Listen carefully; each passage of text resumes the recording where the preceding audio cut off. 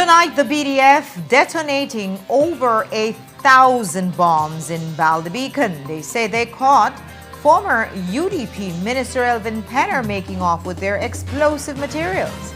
Penner says he's trying to save the forest.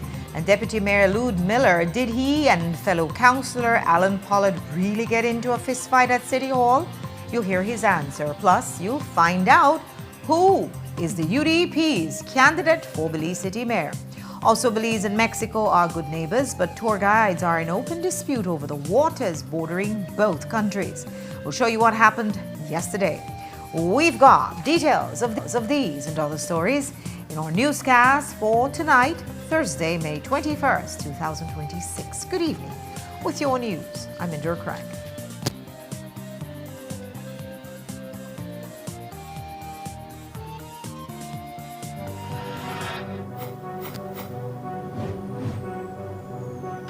Belize, you're watching the Nation Station, Channel 7.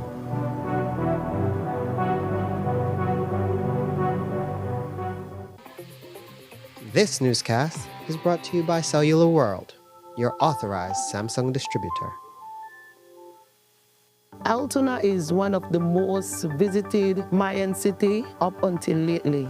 The adjacent communities have collaborated together to see how they can get a space here that the wood carvers could actually market and sell their product. Not having the POS machine in the past, we have lost a lot of sales. Atlantic Bank helps supported our business, giving us the opportunity to get the POS machine. Now with the POS machine, we are able to do more sales, and that will, also bring more, finance to our families. Atlantic Bank, building the future together. Nando's Wholesale is the distributor for the full line of Badia spices, including the original complete seasoning, the perfect combination of ingredients and spices prepared to enhance the natural flavor of your favorite foods. Also, cinnamon powder for all your desserts, fruits, and beverages, and as special dishes. All these are available in commercial sizes or restaurant packaging. Nando's products are available at your local retailer or contact us at 222-5000. From Corozal to Toledo, Nando's is proud to be serving Belize as its #1 wholesale distributor for over 35 years. Where is the internal UDP fight? Not everywhere you see the smoke, the fire there. There are those who simply refuse to accept the democratic process. Even a current Belize City Councillor believes in what the UDP stands for. Hi, my name is Evan Thompson. I believe the UDP is the original freedom fighters of Belize and the only symbol of democracy in the country. The mischief makers claim to so love our country, but yet all they do is create distractions to our realities. But like when I always say, that who pays the piper calls the tune. Don't be distracted by all the noise.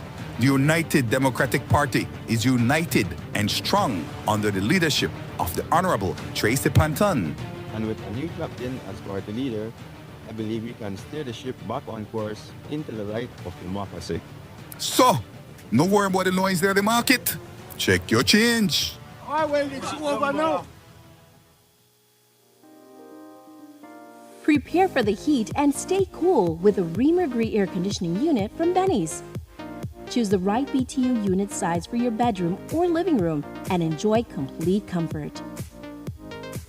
You can also save money with an inverter unit that is energy efficient. When the heat is on, stay cool and comfortable with an affordable, dependable AC unit from Ream or Gree. Available at Benny's. Quality and savings. This Mother's May, celebrate the woman who makes the house feel like home all month long. Great deals like 15% off bathroom and kitchen fixtures from Moen, Hansgrohe, and Duraflow. Plus 15% off Hispasensa tiles, Stormguard windows, and 40% off Sunlight windows. And 15% off Berger paints and huge savings on clearance colors. So come in to Habet and Abet or Brothers Abet, call us or WhatsApp us today and make this Mother's May one to remember. Happy Mother's Day to all marvelous moms. Champion security, champion security, champion security. know security is our business, so we gonna protect you like a champion, like a champion. Guess what, Mr. Handsome? Yeah, over there, champion security. This is the place to be. What does sign say? Champion Security. Here at Champion Security, we provide quality service. You know why? Such as triology lock, fire alarm, IP camera system, gate operator, biometric lock, and alarm system. Champion Security. Make a go check out where they go on inside of Champion Security. And boy, nice to meet you, my brother. Yes. Tell me a little bit more about Champion Security. Well, welcome, Mr. Handsome. Here at Champion Security, we offer fire system, alarm system, camera system, gate operator, access control, and also trilogy locks and magnetic locks. Everything you need to do with security systems for residential and businesses, you could find everything here at Champion Security. We also consist of 12 technicians, and we offer technical support 24 hours. So anything you need for your security systems, you could find everything here at Champion Security. Remember guys, here at Champion Security, we live by our motto, where safety is our business. Give us a call now. Don't forget to check us on Facebook, Instagram, and all the social media platforms. And continue to shake it to the max all the way. Champion Security, the best place to be. We care for your safety. You wanna rent it, that's not a problem. We got remote gate. Look here, your kitchen light there and you've never been in the kitchen. But I'm going back in there right now. And the coffee maker? Just to try keep my coffee warm for later. What do you do now? I'll try to think about what to eat. You know the more you open or close the fridge, it takes longer for the food cool. Uh-huh. For a hot day like today, it burns more energy. You charge your phone right now? No. Plug it out then. You really only wash 2 Lee socks and 1 Lee shirt? You don't know what small load burn the same amount of electricity as large loads? But this is my favorite shirt. You have to be more energy efficient. Use large loads. This AC, the blow hard. You know, if you keep the temperature at 25 degrees Celsius or higher, you burn less energy and you also keep the place cool. And for a nice day like today, turn off the AC, open up the house and make some fresh breeze come in. You know what? I think I get it now. As consumers, we need to be more energy efficient and practice energy conservation.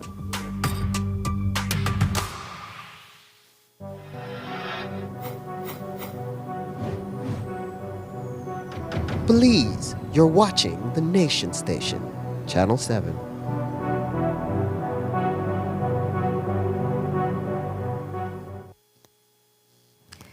Tonight there is what we can only call an explosive dispute between the BDF and former UDP Mayor Elvin Penner. The battleground? The Mountain Pine Ridge training site at Baldy-Beacon, where the military is in the middle of a mass demolition, destroying nearly 2,000 unexploded ordnances. These are the legacy British training bombs that have littered northern and western Belize for decades.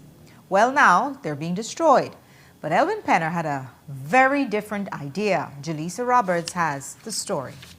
Since the devastating explosion in San Jose Palmar in October 2025 that killed Jose Valencia, the BDF has been on a desperate drive to recover all the unexploded ordnances, or the UXOs, as they are known, which are strewn in backyards across Belize where many folks think they are harmless collectibles. And this week, after collecting an astounding 1,500 plus of them, the BDF, along with PACAM, the Program of Assistance for the Control of Arms and Munitions, from the OAS, embarked on a mass destruction of the bombs at the BDF training site in Baldy-Beacon. So this week, the PACAM individuals from the OAS were here, and they assisted us, supervised us in the destruction of all of the UXOs that we've collected in the last few months. We did an initial destruction, but this was the mass destruction of the bulk of them. So we took all of them to Baldy-Beacon and we've been destroying them. Unfortunately, the weather in Baldy-Beacon is very intense, especially the wind. And as everyone knows, it's very hot right now. And so in these hot climates, fires tend to start a lot easier. And obviously with an explosion, there is fire. So there are shrapnel and small bits of fireballs that go all over the place when you conduct these explosions. They are contained, but they do spread about a bit. And while they're contained in a safe manner, due to the wind, they tend to spread quickly. And the wind caused fires to spread throughout the training area of the BDF. So before the fire started, and even up to yesterday, about 90% of the UXOs were already destroyed. So we only had about 10% left, which is why we reached out to some of the stakeholders last night and asked them to reach out to the others because they do have the communication. We told them like, hey, the guys from the personnel, the specialized personnel from PACAM, from the OAS are here right now. If we are not to complete the job now, there's no telling when they are going to return. So we had to make a tough decision whether we would focus on just containing the fires or have a team, a quite large team actually, focus on containing the fires while our EOD specialists conduct the explosion or the destruction of the last 10%. So that's what we chose to do. And we did it in an area that was already burned so that no new fires could start as a result of the last 10% of UXOs. But their mission was interrupted this morning when they met former Minister Elvin Penner inside the restricted BDF training area. Penner, who is known to have property in that area, was allegedly attempting to remove the explosive materials used in the controlled detonations. So the verbal report that I received was that ex-Minister Penner was in the Baldy Beacon area around our blast pads. He came up there in his truck this morning, and that he was found with some of the charging wire that our EOD team had already set out to detonate a UXO. He went and he retrieved it, rolled it up. I understand that he had it in his truck already, along with 2 pieces of white phosphorus, which also is a part of the material used to destroy these things. So he had some very dangerous material that we had already laid out for destruction, and he had it in his personal vehicle.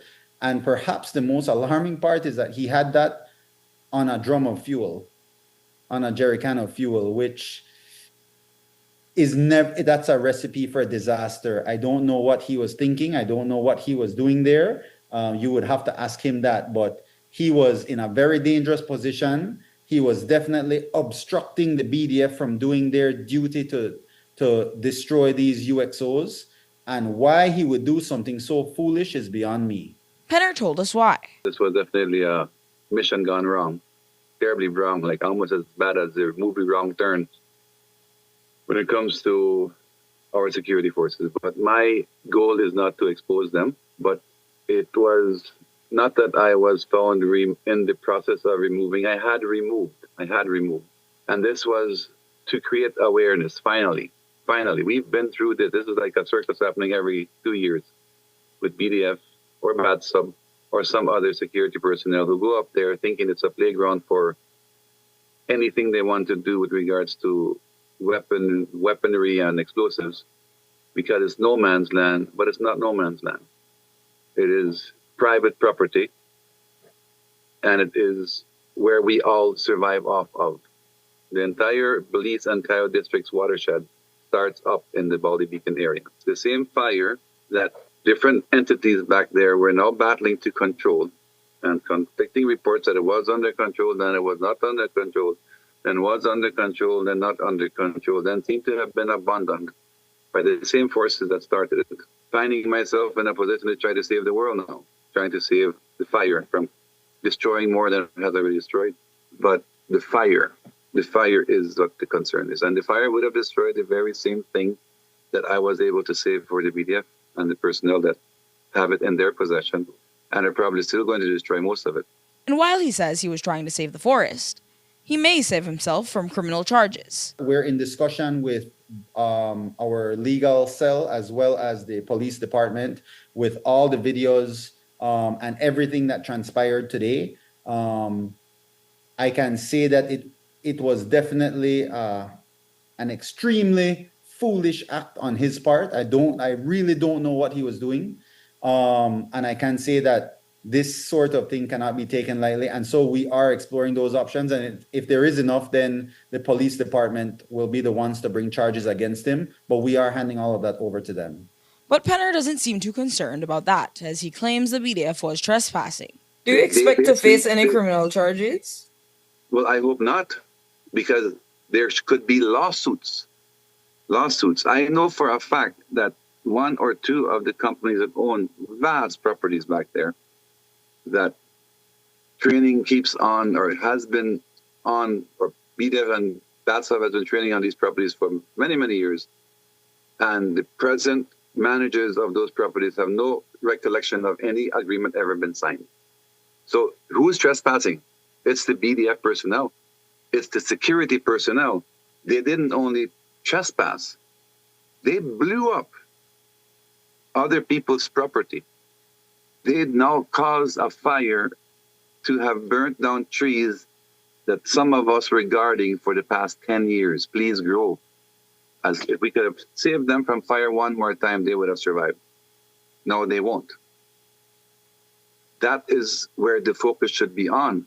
For now, this is just the start of what can be a long battle. Jaleesa Roberts, 7 News. And while the dispute about the explosive materials is one thing, there's also contention about the BDF's land versus Penner's land. The BDF is saying that Penner owns property within their training area, while Penner says that their training area is within his property. Here's both sides of that disagreement.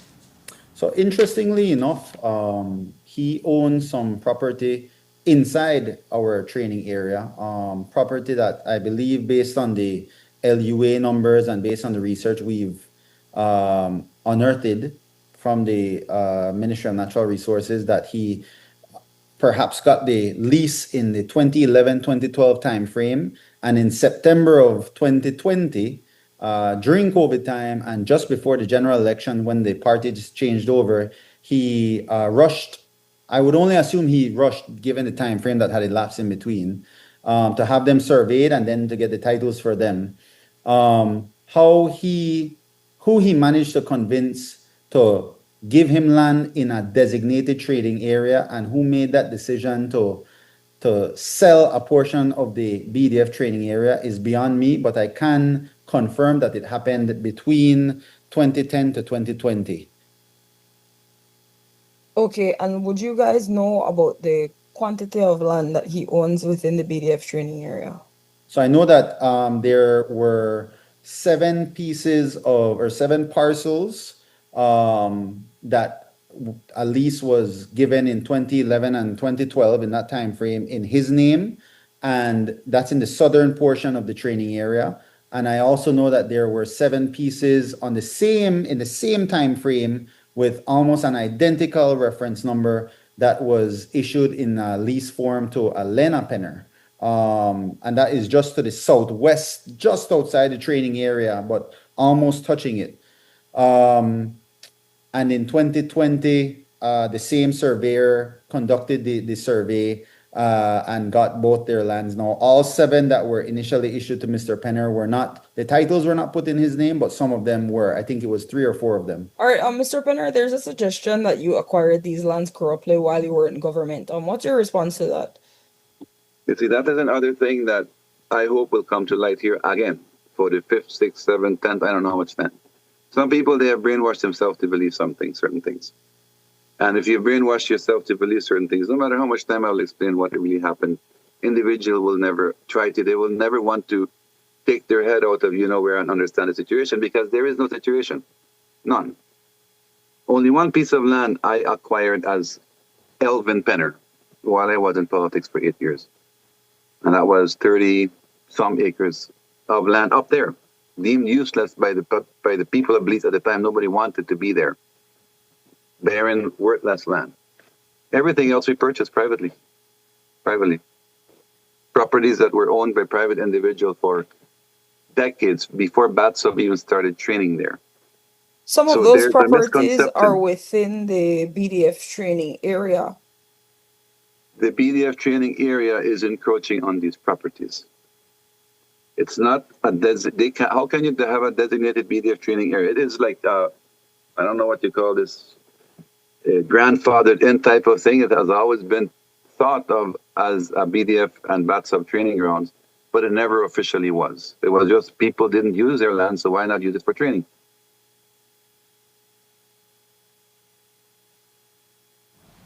While the land dispute has no easy solution, you might be wondering how a civilian like Penner could so easily access the area where the bombs were detonated.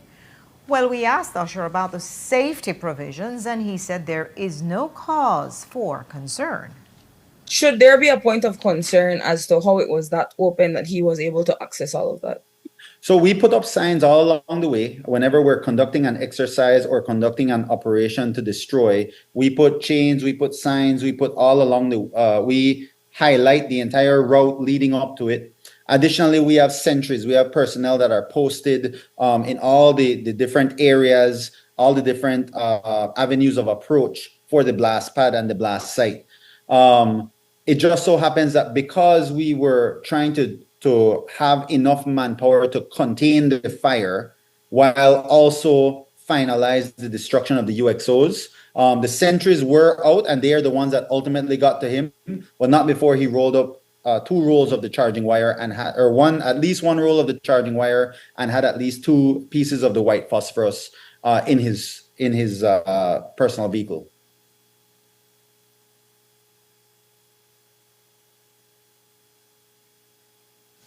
But Penner says the opposite. He claims that there were no safety measures in place at the time he went into the area and took the incendiary materials. Whatever area they were practicing or detonating these items, any child could have stumbled on that area just being on the wrong trail with the wrong ATV. Not a piece of yellow ribbon tape, not a piece of red ribbon tape, not any sign, not even a disturbance, a branch thrown on the road, which would alert drivers, you know what, something is up ahead, be careful. Somebody could have driven right into that explosive, right into one of the holes where these bombs or whatever they blew up. If that is not of concern, what would there be of concern? But that is not the major concern here. That is a safety concern that I was smart enough to not blow myself up. I grew up in that area. As small kids, we were running around there like it was a playground. It was a very, very often visited area by us just for recreational purposes. And while public safety provisions remain a matter of dispute, what about the wider risk of having so many of these bombs just lying around communities across Belize? With over 1,500 UXOs destroyed, we can get a sense of the public threat they posed. And Usher says that is exactly why the public recovery campaign was essential. And so now that we have an approximation of the totality of the unexploded ordinances that are lying around, how would you assess the threat to public safety that was in our midst? So I would say that there are many things in society that can cause a lot of harm, and these are just one of them. I think that we have some curious people that will experiment with these old, as they refer to them, relics, not knowing the magnitude of them. So they did, as evidenced in Carmelita, they do pose some risk to society. And that's what really got us into gear and got us into motion, as far as we need to go on a countrywide campaign to gather up all of these, since we do have the expertise organic to the BDF to gather up all of these UXOs, safely transport them to a location to be stored and ultimately to be destroyed before it causes further damage. How many of them are still out there, and what's the message to individuals that still have them? We aren't aware of any more out there at this moment. So if there are some that you know about, please call the BDF Watchkeeper. Please call the BDF Watchkeeper so we can coordinate the safe transportation to a holding location and then ultimately the destruction of it.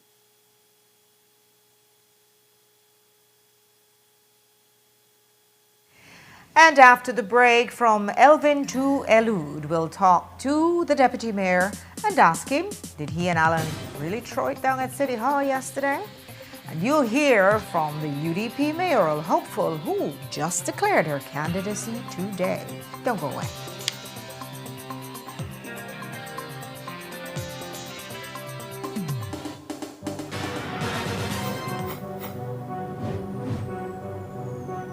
Belize, you're watching the Nation Station, Channel 7.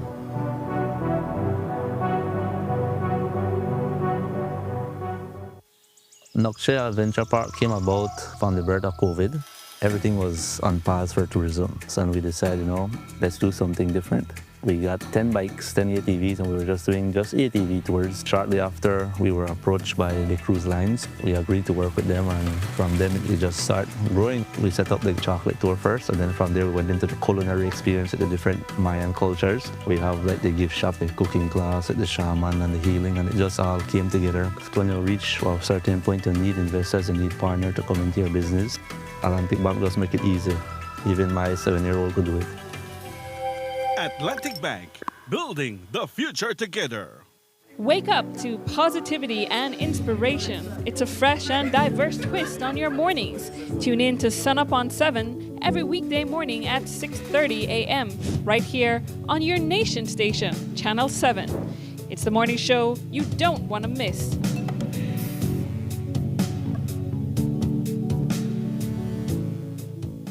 How did Belize's economy perform in 2025, and what is the outlook for 2026? Belize's economy is estimated to have grown by 2.7% in 2025, following a strong post-pandemic recovery. However, growth is expected to moderate to 2% in 2026 due to global challenges, including the conflict in the Middle East. Disruptions in oil and gas supplies have pushed up global energy prices, increasing the cost of imported fuels.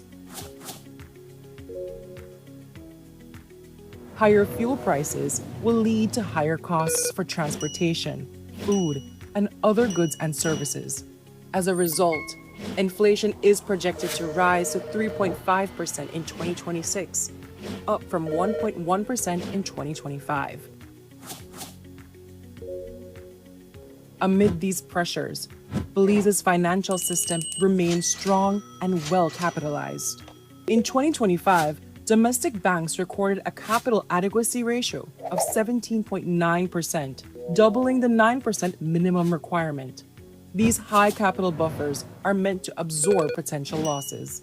In addition, the central bank's international reserves grew to $1.1 billion in 2025, strengthening Belize's ability to make external payments for essential imports and debt. For more details, visit centralbank.org.bz and read our latest annual report and upcoming public information notice. A message from the Central Bank of Belize.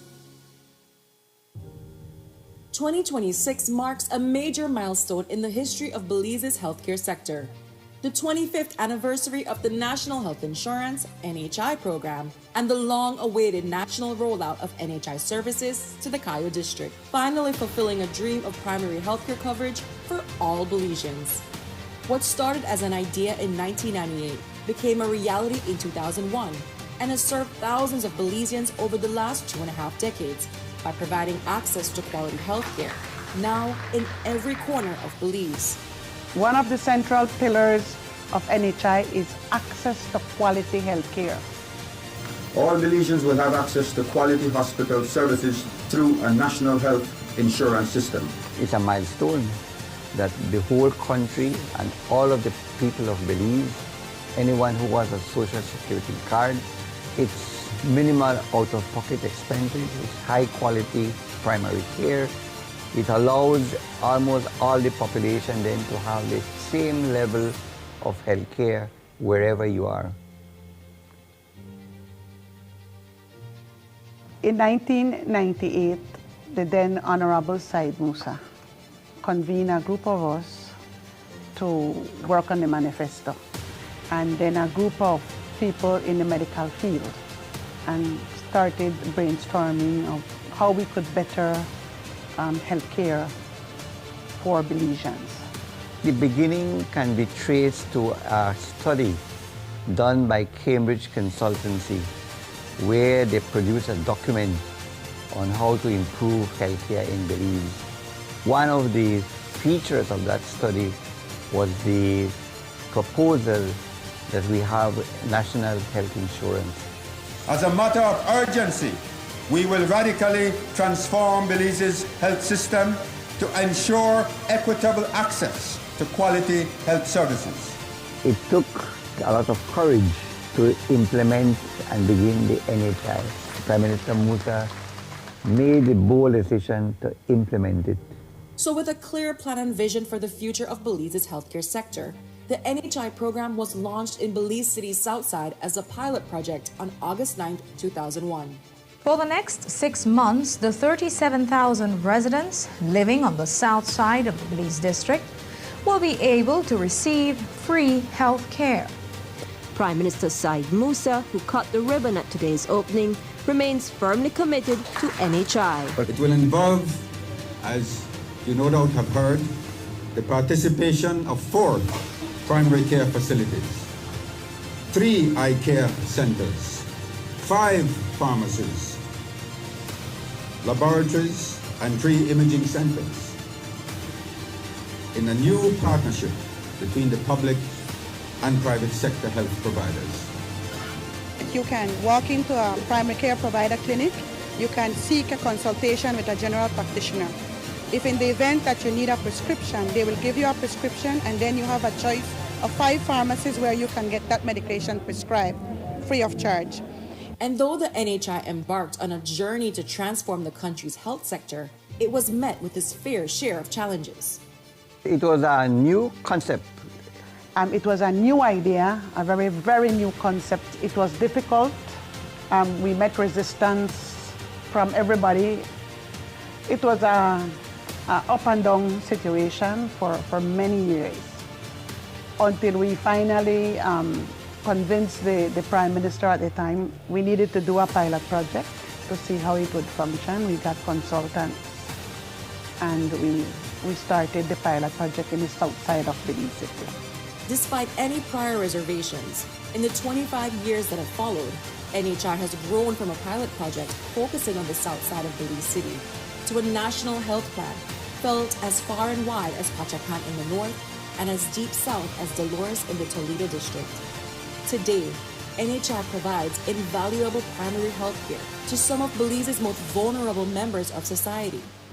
And as it commemorates 25 years of service and a full national expansion, NHI is ready to move into the next phase of service to the Belizean people, with over 225,000 residents currently registered to the program and expectations for that number to reach over 300,000 after full national coverage. We have 80,000 people with valid Social Security cards in the Cayo district. So we expect them to be the ones that will come to register for NHI. Under this current administration, the NHI program has reached new heights, especially with financing from the proceeds of the sale of Toledo to the Belize Government Lotteries Limited. And with no plans to slow down anytime soon, the sky is the limit for NHI as it endeavors to serve Belize for another 25 years and beyond. The expansion at 25 years is awesome. It marks a milestone.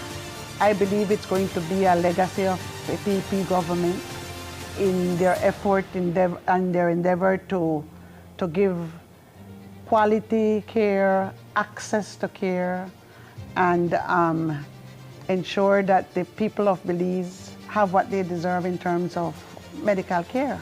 Well, it's a milestone that the NHI is celebrating 25 years this year, 2026. I mean, now that we have achieved this so far, I would want, or my vision would be that the same applies to secondary health care, that it be extended into the hospital services countrywide. And I hope it doesn't take another 25 years for that to happen. The role of the social security system will be expanded to increase its contributions with the establishment of a national health insurance program. I think NHI is forever. It's not gonna go. It might change. It should change. Our communities change, so the way we serve them has to change.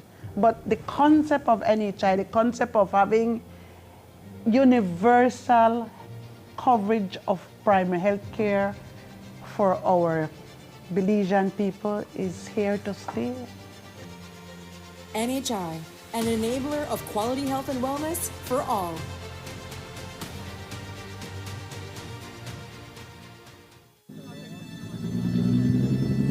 Yeah, well, I bring my son to work with me sometime, you know, when the weather not too bad and thing. I know I reach I get up like 6:30, you know. I eat beans, I eat egg, 30 and I eat bacon. And I reach out there and start work.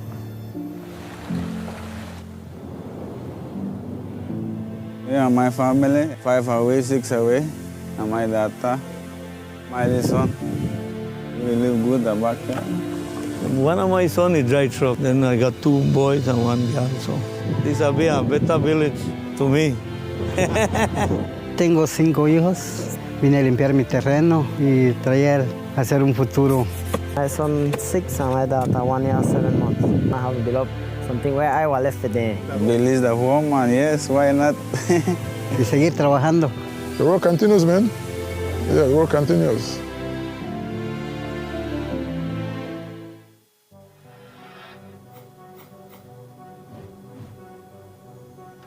Belize, you're watching the Nation Station, Channel 7.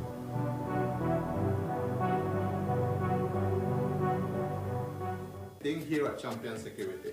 We also consist of 12 technicians and we offer technical support 24 hours. So anything you need for your security systems, you could find everything here at Champion Security.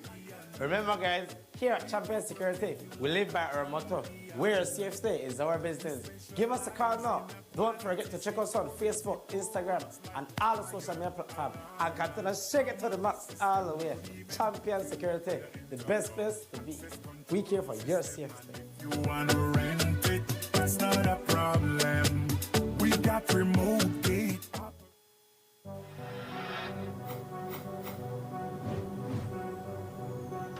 Belize, you're watching the Nation Station, Channel 7.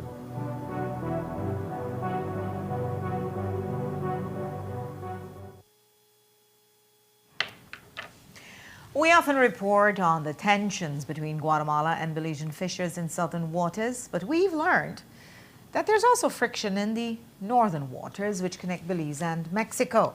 But it's not so much between fisher folk as it is between tour guides. We've gotten a video that captures a hostile exchange between a Belizean boat owner and what appears to be a Mexican tour guide, both arguing about whose territory they are in. Here's the perspective from the Belizean tour guide. We were okay until this guy came here and started arguing about territory, and that's what they always do with different anglers in their boat. And this is everyday. This is Pio from X Flats. This is what you guys pay for. This is what you guys pay for. Pio. Okay?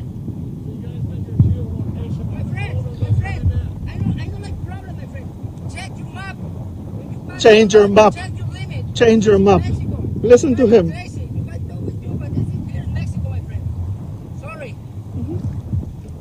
This is what you pay for. 3 guys fish in Mexico. This one, get you marine. This is what they pay for. Marine, 4 guys. No more. Instead of you guys looking for fish, you guys are just arguing. Marine is coming. It's another guy. Every day fishing in this area. International waters is halfway the midpoint of the waterway. International water is in between 2 countries. You can fish whenever you want. We reached out to the Belizean ambassador to Mexico and the Ministry of Foreign Affairs for comment, but up to news time, they had not responded.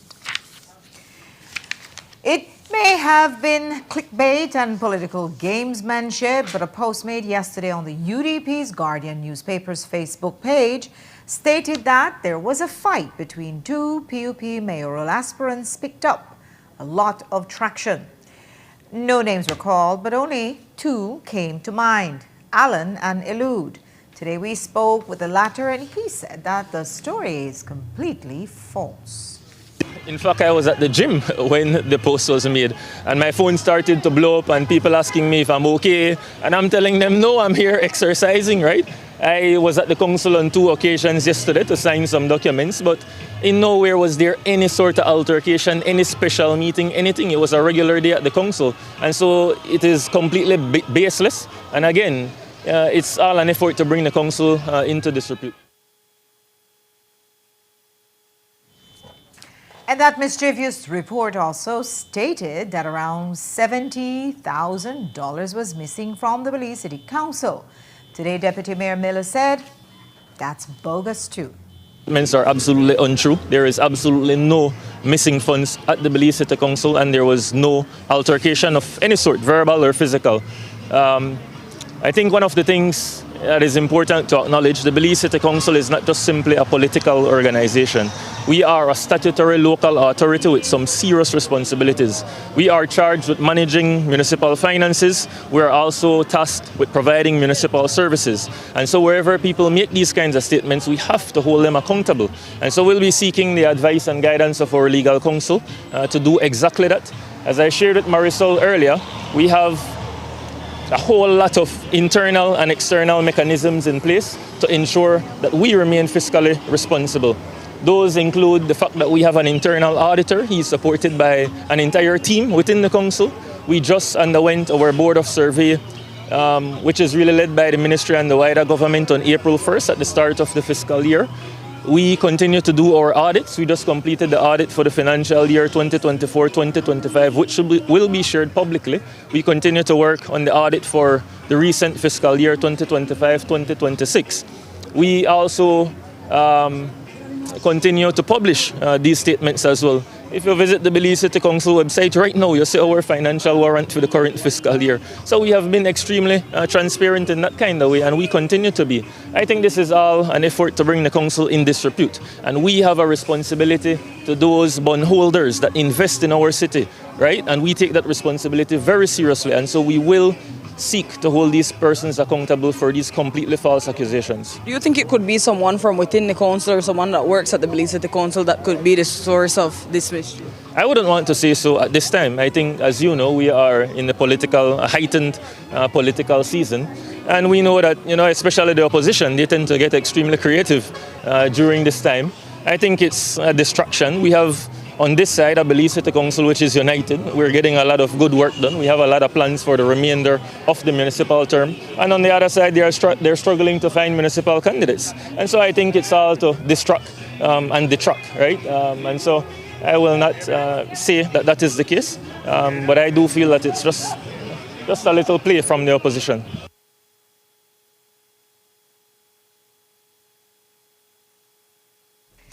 And while the political games are sure to continue right up until next year's municipal election, the real game would be a contested mayoral convention. 3 names are being floated in the blue tent, but Miller, who is the only mayoral hopeful that has declared his interest, says that he isn't looking for beef with any of his PUP colleagues.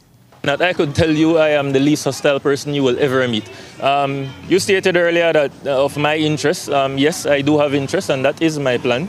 I do plan on participating in the process that has been agreed upon by the People's United Party. But just like myself, Councillor Pollard and even City Administrator Pitts, just like any other resident of the city, they have the ability to go through this process as well or to seek mayoral candidacy as well. And I remain fully respectful of that. I am not asking for anything to be given to me. I am prepared to participate in the clearly defined and established process, a process that I have participated in before, and so I remain prepared for that. In terms of division within the council, there is absolutely none, and that is exactly the reason why such statements come out, because they are trying to cause division. We remain a united council. In fact, we have said time and time again, and not just myself or Mayor Wagner, but even our colleagues, we have said time and time again that this is the most united city council team that we have seen in the past decade, right? There is absolutely no friction within the council. That is a narrative that is trying to be created. to create a perception that there is division within the council, but we remain a united team. And today is just another commitment that we are focused, another show that we are focused on the work that we have to do for the remainder of this term. We remain engaged, Marcel. We continue to have full participation in our monthly council meetings, in our committee meetings. I engage with our council members on a day-to-day basis. There is absolutely no contention within the Belize City Council. But with his ambitions comes the reality. Miller is the current mayor's son-in-law.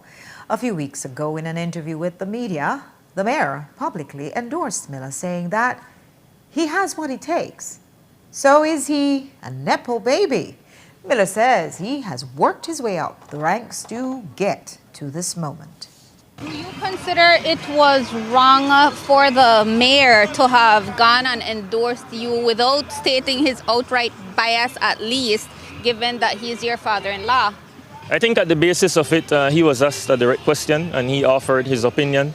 I think all of us, we are entitled to our opinion. But I think it's important to again acknowledge that Mayor Wagner cannot elect me to office, right? In fact, I participated in a municipal convention held by the People's United Party in 2024. I was successful through that process. I then went to the polls, and the residents of this city, they offered me their support. Mayor Wagner cannot place me in the mayoral seat. I'm not even asking for that. Truthfully, I wouldn't want it to even happen that way, right? I am saying that I am prepared to participate in the clearly defined and established process under the banner of the People's United Party. I have trust in that process and I remain prepared to participate in it. So what's your comment when people basically accuse you of nepotism? Yeah, I have well-defined history at the Belize City Council, as you would know. I came into this council as an intern, a student at the University of Belize while pursuing my bachelor degree. I had absolutely no relationship with Mayor Wagner. In fact, I hardly knew him, right? I returned to the council through a job opportunity I earned because of the performance during that internship. I spent the past 7 years at the Belize City Council, right? I've invested a great deal of time, really the entirety of my young professional career at the council. And so I've put in the work. I think it also says a lot that I've been able to gain the support and confidence of all my colleagues, right? My colleagues respect me because they know my work ethic, they know what I bring to the table, they know how disciplined I am, they know how committed I am to the work that we do, and they see and understand the kind of fulfillment I get from being of service to the residents of the city. And while Miller says he is no Nepo baby, the UDP candidate for Belize City Mayor says she takes the moral high ground. And that's right, tonight we know who the UDP's mayoral candidate is. Jackie Willoughby announced on Alfonso Noble's Plain and Straight this morning that she's put her name in as UDP candidate for mayor. Here's how that brief announcement went. I have put my name in the race to run for mayor. For? Belize City. Which party? The United Democratic, the great United Democratic Party. You may confuse me based on how you talk just now. And I'm thinking, no, listen to me. Because, you're putting your name. Yes, because right. You say, I believe when you want to go out of somebody's house, make sure your own house clean. Yeah. Understand me? Right. I call with the moral high ground. I want people who hold me accountable. I have a fundamental problem with any politician that does not want to be held to account and does not want to answer the people. That's why when I find the Prime Minister, they play Dodgers and refuse to sit down in front of a microphone and have a press conference, the people I believe should arise and just vote out. When we asked Willoughby for an interview, she declined and said she would give one at another time. And to hear the UDP tell it, one PUP councillor who might actually support Jackie Willoughby is Evan Boo Boo Thompson. An old video of him endorsing the UDP is currently featured in an ad by the opposition. Well, Miller says that is an old video. That's an extremely old video. And I want to make something clear, right? As humans, you, all of us, we all have the opportunity to grow, to evolve, to have a change in our philosophy and what we believe in. The People's United Party is a party, as you know, we provide opportunities to our youth. And Councillor Ivan Thompson was given an opportunity by the delegates of the People's United Party, and he continues to serve under the banner of the People's United Party. Thompson, a veteran political jockey notorious for switching horses, was also a candidate for the Belize Progressive Party in 2020. The Belize Tourism Industry Association has issued a strong statement calling for, quote, an immediate moratorium on all mining and dredging activities within the Placencia Lagoon and Ambergris Key. This follows a joint statement on Tuesday from 14 conservation groups calling for the government to immediately suspend all approval processes for extraction work in environmentally sensitive and protected areas. Well, the BTIA says it is, quote, taking a firm and unequivocal position regarding the increasing environmental concerns surrounding ongoing mining, dredging, coastal alteration, and mangrove degradation activities impacting those areas.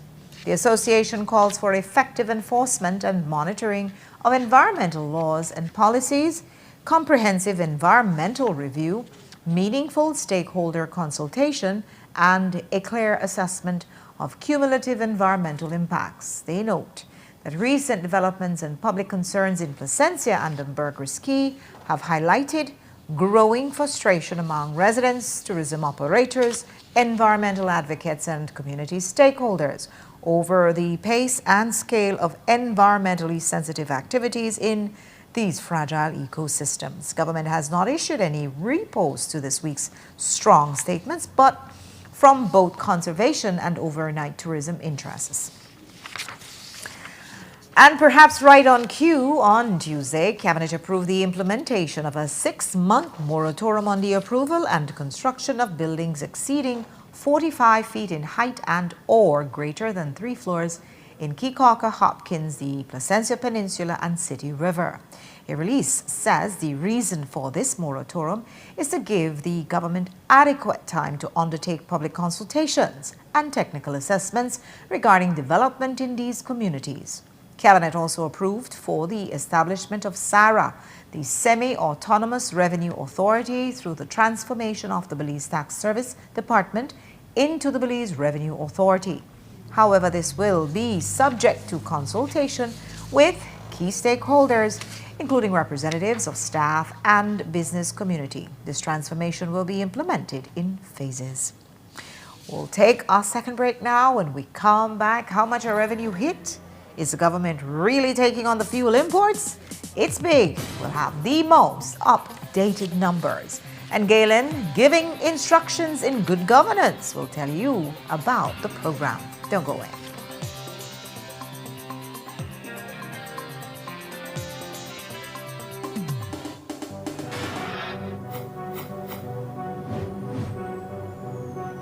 Belize, you're watching the Nation Station, Channel 7.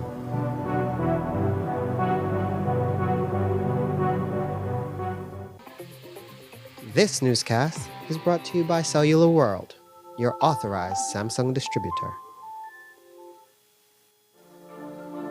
The success of my business means a lot to my family, especially my brother, because I'm continuing his legacy, making butterfly art collages. It was very hard for me to receive payments. I had to go directly to meet the person I'm purchasing from and who I'm selling to receive payment. Because I opened my business account with Atlantic Bank, now I can make and receive payments online, and this has made my job much easier. Atlantic Bank, building the future together.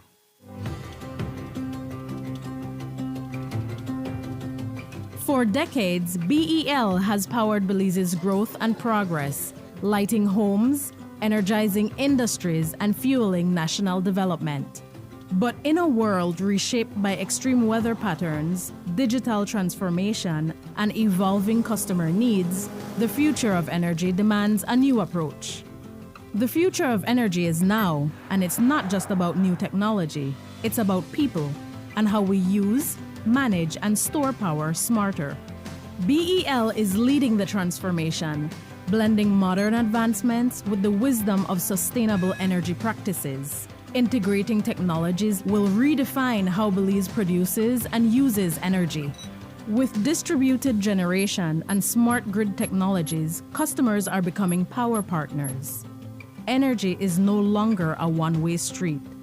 BEL is making key investments that will reinforce the grid to make this a reality, ensuring energy security for generations. At BEL, we are more than an energy provider. We work to safeguard Belize's energy future, which will have demand response programs, where customers will be able to shift use during peak hours to take advantage of the new time of use or off-peak rate structures, customer energy portals, real-time insights and tools to track usage and manage energy smarter, smart metering, advanced metering infrastructure, faster, safer service and actionable energy insights, distributed generation, integrating rooftop solar, microgrids and battery storage for two-way power flows into the national grid. Together, we are bringing you a brighter tomorrow.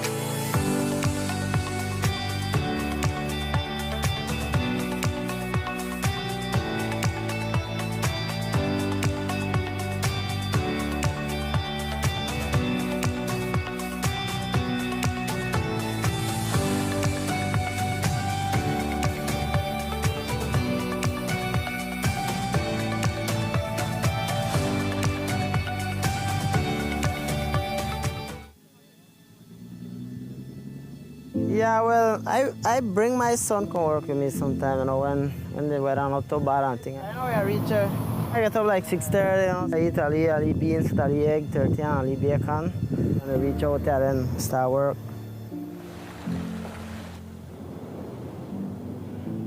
Yeah, my family, 5 away, 6 away, and my daughter, my little son. We live good back there.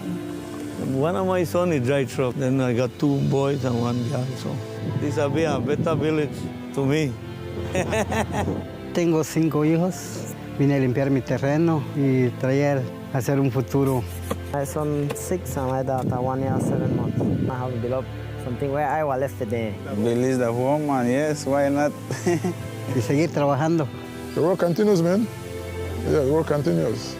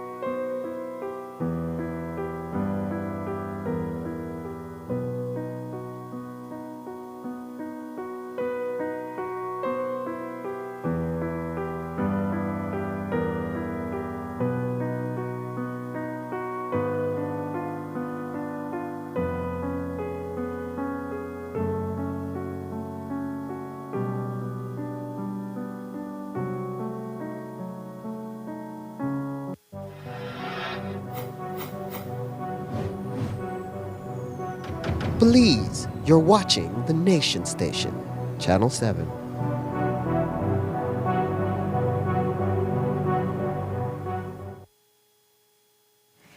The Prime Minister has been saying it for weeks, and tonight we've seen the figures and can confirm that the government is losing millions of dollars monthly in tax revenue to absorb some of the shock of soaring fuel prices. We've received the fuel price breakdown for this year, that is, from the Financial Secretary. And it shows that the landed cost to import fuel into Belize has skyrocketed. In January, a gallon of regular gasoline cost $4.62 to bring to our ports. This week, that price more than doubled to a staggering $9.39. Landed costs for diesel saw an equally punishing spike, jumping from $5.44 to over $10 a gallon. To keep prices from getting close to the $16 mark, the state has slashed its tax take. Taxes on premium were cut by $1.14 a gallon, and diesel taxes were slashed by $1.16. Financial Secretary Joe Wade told us that these tax cuts are costing the government several $million every month. Of course, for consumers, that hardly matters because despite government's measures, the current pump price is still punishingly high. The Financial Secretary warns that we haven't seen the end of it, noting that while oil prices go up like a rocket, they come down slowly like a parachute. With the high cost in fuel, government departments have been taking hits with their budgets, and the Belize City Council is no different. Despite implementing the use of electric vehicles, they have still felt the pinch. The deputy says that they have had to be more cognizant in these trying times. Yeah, it's a challenge for everyone, and believe it or not, we don't get any tax breaks of any sorts, right? We pay the full price for fuel, despite being a statutory local authority. But it's all about becoming extremely, about being more disciplined, right? And tempering expenses where possible. And our team really support us in that effort, and I'm very much happy about that.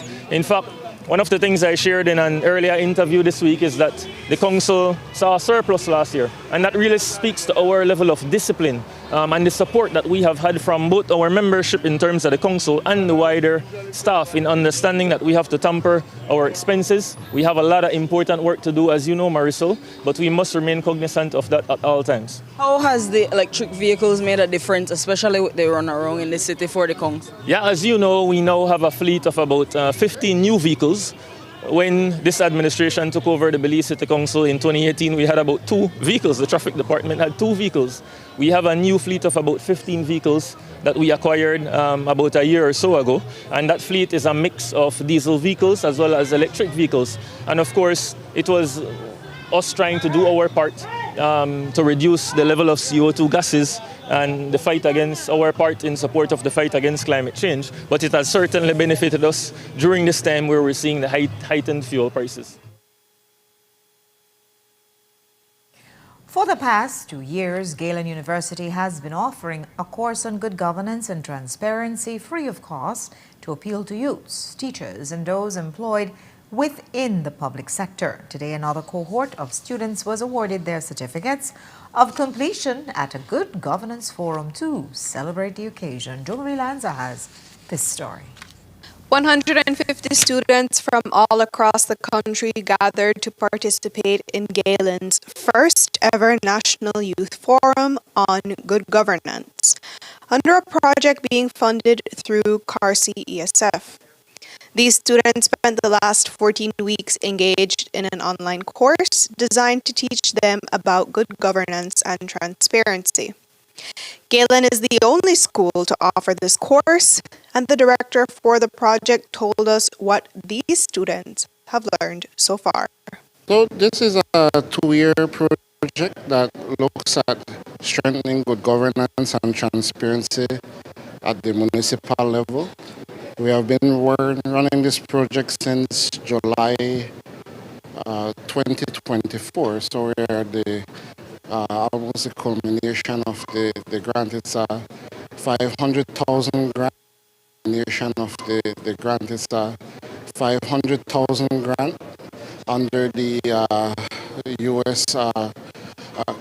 Central American Regional Security Initiative, or CARSI, and it looks at capacity building for youth, teachers, and municipal officials. We're trying to raise awareness in the youth and trying to give them that set of tools that will help them to make better and informed decisions.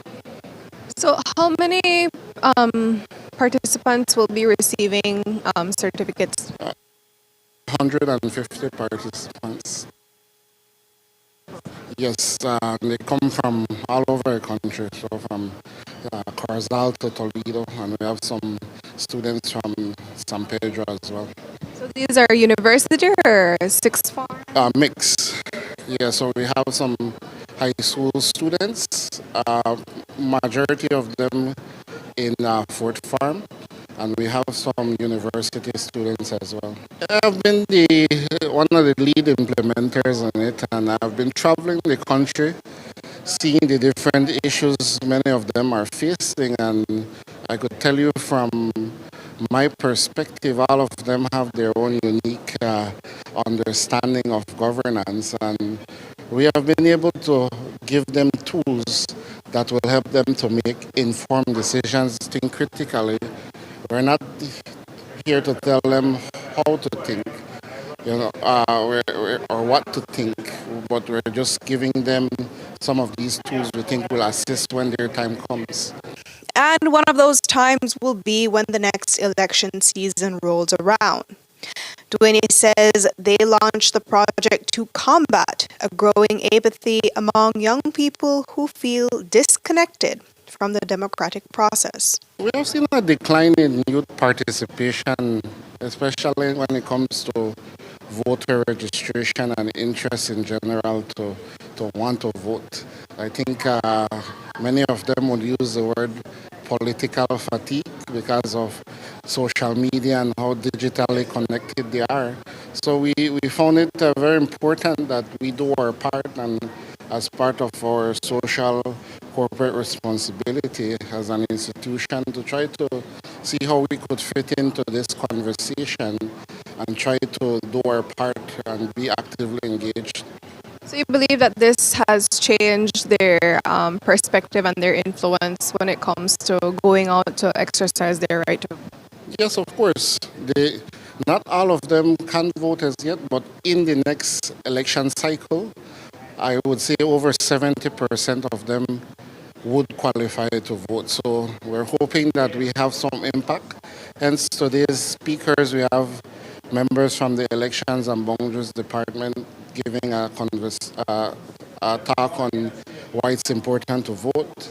We have an attorney, Colonel Oliveira, giving a talk on the Freedom of Information Act, how you can access that, or how to lodge one as a citizen, because it's public funds.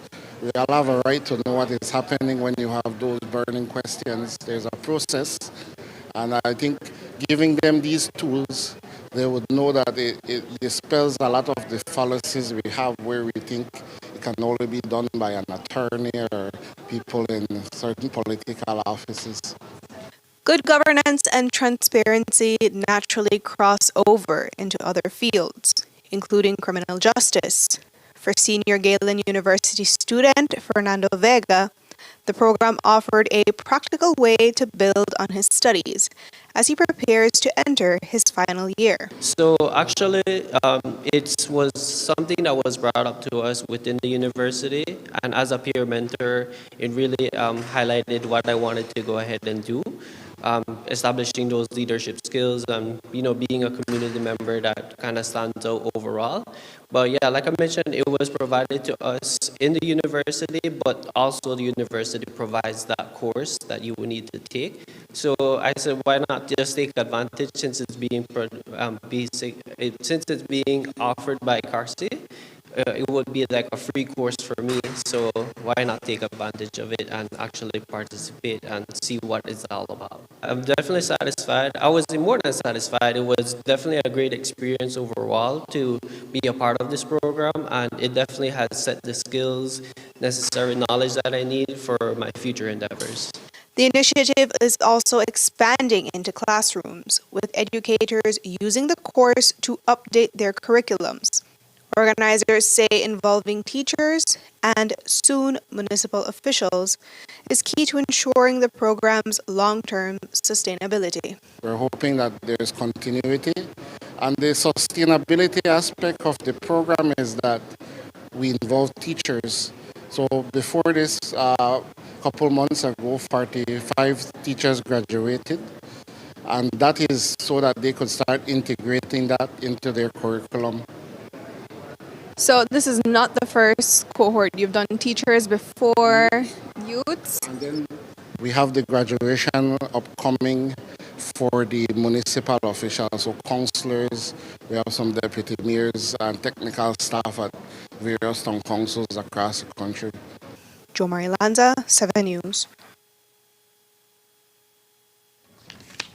Employers and stakeholders engaged in an informative session led by the Ministry of Labour today on workplace rights and responsibilities, giving participants some insights on labour standards and fair workplace practices.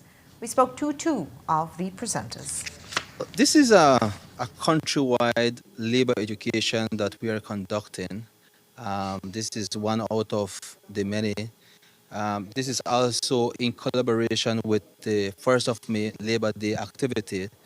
And this is a labour education session that we have invited both the chamber and basically employers and workers, and educating them of their rights and responsibilities when it comes to the labor legislation. It is a proactive approach because Labor Department promote healthy industrial peace and harmony in the workplace, and we want that before anything, any labor grievances or any disputes within the labor within the employment, that we prefer to educate employers and workers of their rights and responsibilities so that they could able to do the right thing. Yes, in the past, we have been having a lot of complaints coming from the public, whether it's from the employer or from the employees themselves. But we have noticed that doing this proactive approach also helps, to decrease those complaints, because then workers and employers then are able to do the right thing and to be guided by the advice and the labor legislation being provided to them. We spoke about, how important it is to have harmonious relations with workers and employers. And when we are working in collaboration, the economy flourishes because the employer invests in the employee is happy, and the economic activity happens. It's a very challenging time for employers and employees because there is a shortage of workers in Belize. I think throughout the region, there is a shortage of workers. So when you have a worker that is good, most employers would try to incentivize that worker to keep them happy.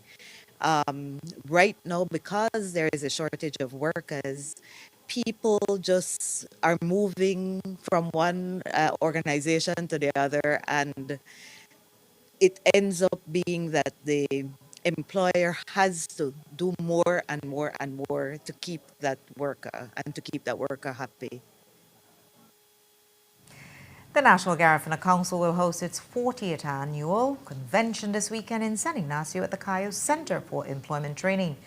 The theme for the convention is Unity, Culture, Progress, the Future is Ours, and the Council plans to discuss and focus on strengthening the Garifuna identity and advancing a shared national vision for future generations.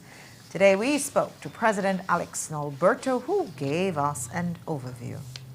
But the whole intention behind the convention is really to get the membership together for us to have open, honest conversations, some very interesting conversations that we'll be having. For example, we are inviting Jerry Enriquez, no stranger to the news. Jerry will be talking to us about the redistricting exercise. For us as a people, we think it's important and it provides an opportunity because there's a lack of representation, Garifuna representation at that in government. And that is something that we're seriously looking at. So the redistricting will provide, hopefully, an opportunity for Garinago people to look at politics as an option, to look at how we get involved at the highest level and make the decisions that positively affect us.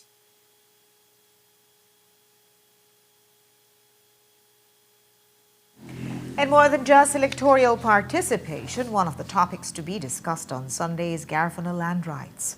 We asked Alberto what that includes. We have been intimately involved in the Hopkins City situation. I don't know if you've been tracking that, but there's a boundary dispute between Hopkins and City. There's also a boundary dispute between Placencia and Cienbai. There is the issue between Barranco and Midway. There's also the issue between Georgetown and so on. So our Garifuna communities are under threat. And so we have been in the background preparing ourselves to address these threats from a legal standpoint, to be honest with you.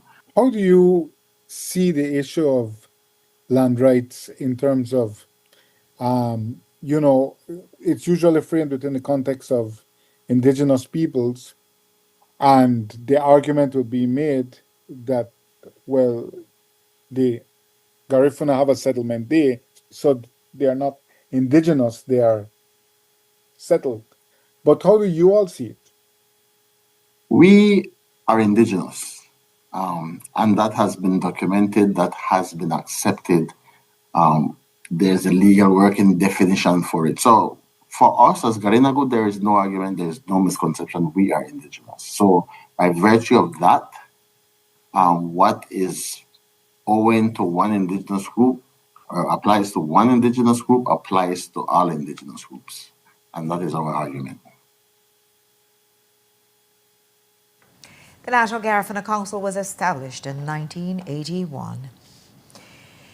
It became all too common to hear of sexual offenses being committed against minors on a weekly basis, and often the accused is someone close to the family and the victim.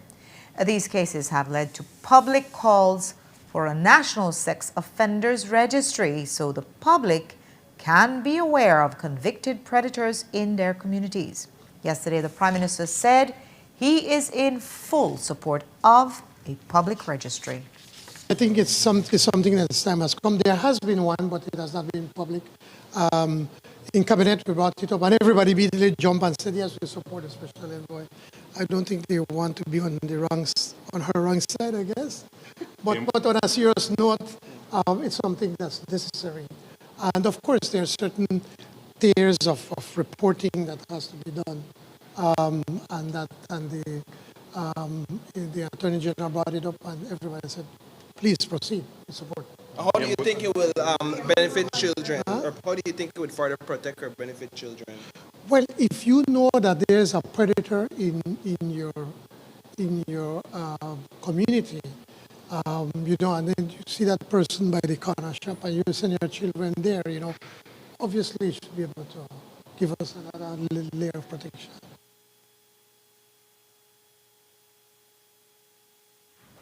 Today, the International Court of Justice issued an advisory opinion on the right to strike by trade unions and employees. They sided with the trade unions, solidifying their right to strike under the International Labour Organization Convention 87. While employees workers have the right to strike, there are some countries who do not have that right. According to the PSU president, there is celebration all around because of this judgment. This is an issue that had brought several pieces of it had caused a friction between the tripartite bodies, at the ILO. And so the ILO structure is one of government, workers, and employers. And there was a consistent debate over the right to strike as as was envisioned by trade unions under ILO Convention 87, which is the right to organize and the freedom of association. And so, to break that impasse, the Committee of Experts and that tripartite organization of the ILO referred the question to the International Court of Justice as to whether or not the right to strike was included or was vested in ILO Convention 87. And trade unions across the world is celebrating today that the court's advisory opinion is that yes, workers and employers organization do have a right to strike under ILO Convention 87. To quote our comrade from Pakistan, he said, workers go on strike when dialogue is ignored, when promises are broken, and when decisions are imposed. And Belize is not alienated from from those deficiencies by employers. They ignore us, they break their promises, and they impose on us terms and conditions that we never agreed to or discussed. It demonstrates that when unions engage in strike or when workers engage in strike, it is not an act of protest. It is a fundamental freedom to associate with those workers who have a legitimate concern about what is happening in their workplace. And hence my comment that I am hoping that this advisory opinion will be taken into consideration by the Labor Department as they engage in the revision of the Labor Act and as they engage in the revision of Chapter 300 and Chapter 304, which registers and recognizes employees and employers' organizations. And I think that any revision in the Trade Unions Recognition and Registration Act should reflect the right to strike in it and should safeguard the dignity and the protection guaranteed to all workers under ILO Convention 87. And Flowers added that while this is a win at the ICJ, right here in Belize, the PSU is currently in a battle with the government regarding a freedom of information request, which hasn't been answered. As we speak, I want to remind the Belizean government that you are ignoring the dialogue that the Public Service Union is trying to engage you in. The Financial Secretary has breached the Freedom of Information Act. For months. Our Freedom of Information requests on the disclosure of certain contracts that attempts to digitalize the human resources function of public services has gone unanswered. There is no ombudsman to whom we can go and complain. And so as we speak, the only other option is now for us to explore our legal option, which should not be the last resort. And so we have a reason right now to declare a trade dispute against the government of Belize for violation by the Ministry of Finance and the Financial Secretary from adhering to the law. And when decisions are imposed without consultation, well, we all know this is the trademark of this Briceño administration, imposing terms and conditions that we never negotiated for. We see that with the company's registry that was statutarized. We see that with the heavy-handed manner in which they were attempting to statutarize or make the Belize Tax Services Department a semi-autonomous authority.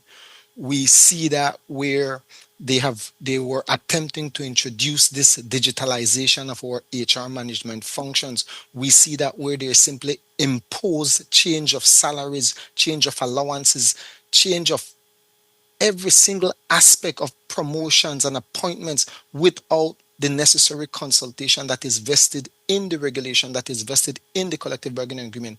And so there is a whole lot of reasons why the Public Service Union or any other union for that matter can go on strike. The matter of right to strike began as far back as 2012, but it wasn't until November of 2023 that the governing body agreed to refer it to the ICJ. That's all we have for you for our newscast tonight. Thanks for watching. With your news, I'm Indira Craig. Remember, you can find a full transcript of the news at 7newsbelieves.com and see the streaming video on our Facebook page. Have a great evening. Join Miriam Abdul-Kawe here tomorrow. And I'll be seeing you back on Monday. So until then, have a great one.